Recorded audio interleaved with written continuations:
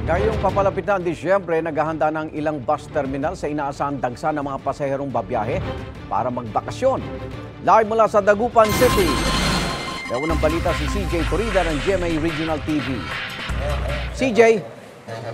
Igan, sa ngayon, normal pa ang sitwasyon sa bus terminal na ito sa Dagupan City. Pero pagdating ng Disyembre, asahan na raw ang dagsa ng mga pasahero.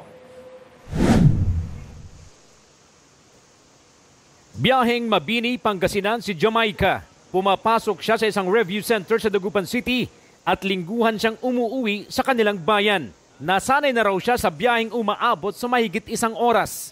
Parang bahay na po namin yung bus. Kasi po pag weekdays po, uwi, tapos balik lang po, ganun po. Kaya parang sanay na po kami mag-commute po.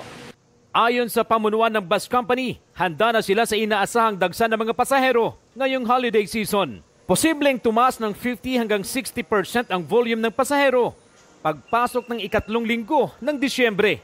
Kailangan roadworthy yung mga buses natin, fully inspection sa maintenance para safety po na may atid po natin na maayos yung mga mahal nating pasahero.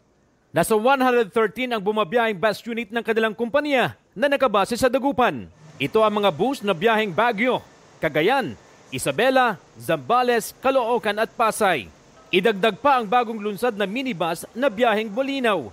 14 na bagong minibus ang bumabiyahe na ngayon. Kumpara sa 58 seating capacity sa mga regular bus, nasa 37 lang ang seating capacity ng minibus.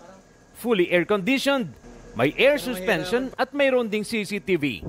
Comfortable talaga, very convenience po ang mga pasaheros.